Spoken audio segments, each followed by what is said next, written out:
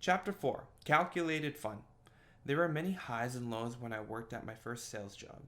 I was still very young and unsure about my ability as a salesman. Nonetheless, I kept plugging away at it. Then, during a "what am I doing with my life" phase, I decided to try for a part time job at a skateboard shop. My friend was the manager, and he told me that if I applied, I would get the job. This was my first encounter with the idea that it's not what you know, but who you know. I loved skateboarding and I knew how to sell stuff, yet it was just knowing the right people that allowed me to skip the line of applicants. Sure, the work was just stocking shelves and folding clothes, but it showed me that knowing the right person can make it easier to get things you want. After working a year at the skate shop and having plugged away at my knife selling job for 2 years, an opportunity for advancement came along. The knife company wanted to train me to become a branch manager. It would be an 8-month training program from September until April, and then I have to move away from home to run a business in a different city until the end of August. I couldn't fathom how big an opportunity it really was, but I thought it would be fun to try it out because when the company offers you a position in management, it's truly intriguing. I wanted success. I wanted fun. I wanted something significant in my life.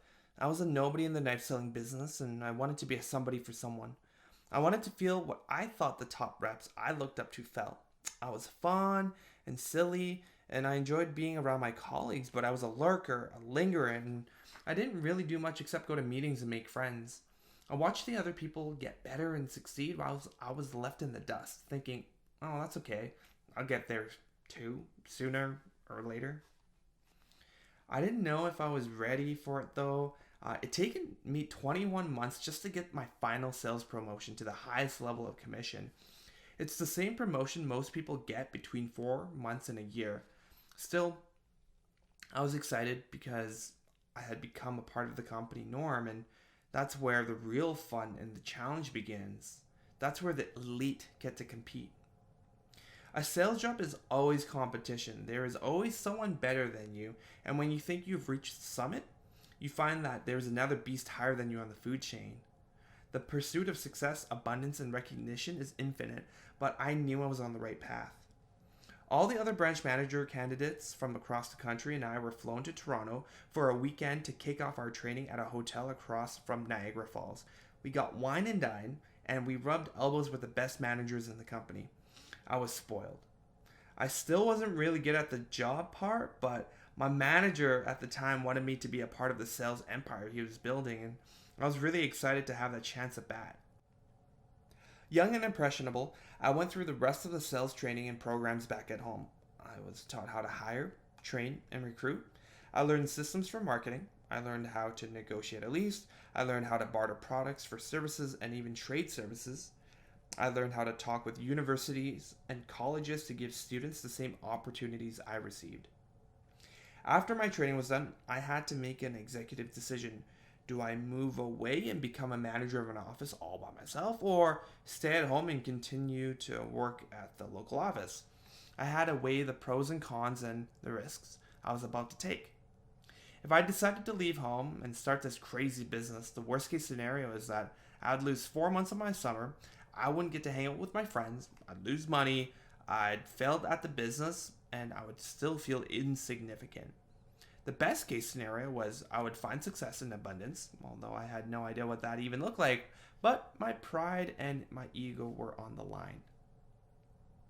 I knew what mediocrity looked like, and I lived it for almost 2 years. I was tired of being lame, and I didn't want to quit while I was at the bottom. Many people give up when things are tough and hard because it gives them an excuse to say fuck it and leave. I don't want to be like that. It had also been 2 years of encouragement and belief. Sometimes, when you lack belief in yourself, the right encouragement can shift your mentality from I can't to I can. Not once did my company put me down or tell me I couldn't succeed. They always told me I could. Starting a business is really scary though. Not only do you have to put your money where your mouth is, everyone around you is watching you do it. Some of them want you to find success. Some of them will want you to fail, and some of them don't even want you to try because they don't want to see you fail, which is kind of like saying they don't think you can do it, but in a nice way. I honestly had no idea what the journey was going to be like, but I had to say yes to being a manager, and it was the best thing I could have done for myself. It didn't matter what my friends thought, what my parents wanted, or anyone else believed. This was my chapter. I wanted to write it, and I didn't need anyone telling me what I could and couldn't do. It was that simple. During finals week, I studied, played video games for escapism, and looked online to search for a place to rent for 4 months in the city I was moving to, Grand Prairie, Alberta. I soon learned that most landlords didn't want to rent on those terms because I wasn't offering a long term income. Either that or they would charge a ridiculous amount to make up for the fact that I would only be there for about 4 months. After my experience in Vietnam, though, I didn't really care where I stayed as long as I had a roof over my head. Since I was a student, I figured I might as well stay at the school. There's only one college in the city, and I found out that they offer room and board to students for ultra cheap. Jumped at that. And while I was living there, I found it funny that during the day, I was a branch manager and a young professional, but at nighttime, I was just another 20-year-old kid trying to do laundry and grocery shop. My favorite part about moving out was that I could finally eat what I wanted without my very Chinese mom telling me that everything I ate was unhealthy. One of the first things I bought was a 4-liter jug of chocolate milk and a block of marbled cheese. We never ate dairy products at home, so I was just making up for that. Yep, I moved out of my parents' house to start a business and stock up my fridge with chocolate milk and cheese. Once I was officially settled at the college dorm with food in the fridge and a 24 pack of toilet paper, what do you mean the rental property doesn't come with toilet paper? I was ready to be a young professional and get my office set up. My office was conveniently located in downtown Grand Prairie. It was a small room in a large open space on the second floor of a brown brick building. I set up the tables and chairs and made sure I put those tacky business posters on the wall, the ones that say inspirational things like success, above a picture of something irrelevant like a lighthouse overlooking the ocean. A friend of mine was doing his work placement in the city, and I asked him if he wanted to help out. He took some cringe-worthy photos of me, and we celebrated my success by accidentally locking myself out. I was so excited to be done setting up the office that when I closed the door behind me and reached for my car keys, I got that classic stomach churning feeling you have when you realize, oh fuck, my keys are still inside. Great way to finish my first day in business. I will forever be grateful for my friend. He saved me by letting me stay the night at his place and driving me in early the next morning to talk to the building manager. In sales, you learn that everything that happens to you is 100% in your control, especially how you react to challenges and stressors. This was day one of my mental resilience training. I could have freaked out and lost it, but I chose to stay positive. I've grown up a lot from that mediocre sales rep with an above average dream that I had once been. I knew that if I stuck something out, it was always going to be okay. I mean, if locking myself out of the office on my first day as a branch manager was the worst thing that could happen, the only way was up. As the day turned to weeks and the week turned to months, I started to find my groove and my capacity for work grew. I would run 2 interviews a day, 5 days a week, train staff from Thursday to Saturday. Then I would come into the office on Sundays to help my receptionist make phone calls to book up my next week. I could have hired an extra person to help make the calls, but I believe that you should never hire out a job that you wouldn't do yourself. My mantra over this period was I moved away for work, so I better work. I chose the sacrifice. I better live up to it. There were only 2 things I wanted for my office culture: fun and money. I knew that to develop the office culture, you need to be the culture. So I try to emphasize both on those things. So for example, one of the conferences, I bought these green shirts with Porky Pig on them. He was wearing a monocle with a pimp purple suit, and he held a top hat with bills in it. I made sure my team wore this shirt during the conference because I thought it was funny and authentic. It represented fun and money.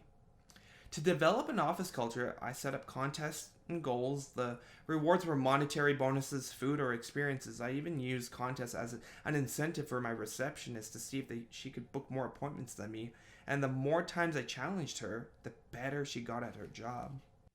My confidence started to grow. Even though I'd been a subpar sales rep back home, the people I was hiring had no sales experience and looked up to me for guidance.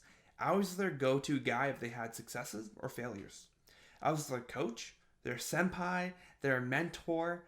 It was surreal to teach a brand new rep and see them do better than I had when I first started. That promotion that took me 21 months to get was achieved by two of them before the summer ended. I felt like I was finding success in the company as a manager. I started to hit company wide contests where the prizes were scholarships, whitewater rafting trips, limo rides, trips across the country, and even a trip to Ireland. I wanted it all. For the first time in my life, I knew that when I really wanted something, I was willing to work for it. It didn't matter what the challenges were going to be. If I set my mind to achieve it, I believed it was already mine. The choices that I made were bearing fruit, and that risk I took at the start of the summer to take on a position had turned into a real fun. I wasn't doing a cost benefit analysis or a SWOT analysis or calculating the risk. I was just having fun and running a business in real time. Here's what I want you to do. I want you to calculate how much fun you could have each time you make a decision. A simple question I ask myself when I make a decision is, how much fun will I have? If I'm not going to have fun, I don't want to do it. This is the most important step in calculating your fun to risk ratio. You'll probably attempt things even though they don't sound like fun. You'll do something over and over again until you truly acknowledge you don't enjoy it. Even if you buy all the gizmos and gadgets and top of the line programs and equipment, none of that really matters. If you enjoy something and it's fun, everything else is secondary. When I started to learn how to play guitar, I was awful and it wasn't fun. However, I felt myself getting better at scales, technique, and theory. I unlocked the gates to guitar playing fun forever. Now it'll always be fun for me. I have friends who have amazing equipment that I would love to own, but they never use it. So what's the point of buying shit you aren't even going to use? Who are you trying to flex on when you don't enjoy the money you're spending? Like, quit trying to impress people and instead infect them with your passion and they become a fan. Find a hobby you can start and then just get better at it. Just because you're a working professional doesn't mean you can't take on something silly or learn a skill that offers no big gains. Do something for fun. Trust me, when you hit a new level of skill, it gets even more fun. Find something that has progression and have fun with it. How long do you want to have fun with it? When do you want to achieve your fun? Write that down. Work towards your idea of fun. Nobody owns your joy other than you. If you're not having fun, don't lock yourself out and then complain about it. Take the hit on the chin and keep trying. Okay, so I shared the idea of fun without a monetary return. Now let's talk about fun that has a positive impact on your wallet. The Grand Prairie office I was running was one of 30 offices the company had opened across Canada that summer. The company was flourishing and I started to climb up the sales ladder. I guess it points to my former mediocrity that nobody in the company, including myself, expected me to be very successful, yet the top reps, everyone expected to win, start to falter. Underdogs like me started to take over. It turns out people who find success too soon can quickly get crushed by the weight of other people's judgments and opinions. If everyone thinks you're the golden child in whatever they think you're great at, the pressure to keep that reputation becomes intense. And when you can't, the bigger you are, the harder you fall. By the end of the company's 3-month hiring spree, I hired 26 people. It was one of the smallest teams in Canada. For being such a small dog, though, we had a big bite. My team and I sold and sold. I taught my team what it's like to have fun and get paid for it. I insisted that if a customer ever offered you water or juice or liquor, they should just say yes. Because when a customer offers you something, it's a gesture that shows that you're more than just a salesman to them. You need to make the most out of that in sales because nobody gives you anything if you're a stranger. I taught my reps that unless you really don't want something, take it. Always. I've been offered books, gift cards, gas cards, room and board, and vegetables from somebody's farm. And that's because these customers connected with me. If I had been a total stranger that added no value to their lives, they wouldn't even have let me pass their door. As cheesy as this sounds, I'd literally walk into every appointment trying to make a friend. And that's the best part of my job. It truly made my life easier. I still have customers from 2010 that I talk to regularly. By the end of the summer, my team of 26 sales reps was the number one for productivity in the nation. In other words, anyone and everyone who worked under me made more money than any other sales rep in the company across Canada. In August, I was in my prime. My team was selling, I was selling, my office was climbing the rankings. I didn't want to stop working because I truly enjoyed myself. Every time I sat down with a new customer, I already knew they would never forget about me. It didn't matter whether they purchased something or not, I was the Chinese kid who sold knives.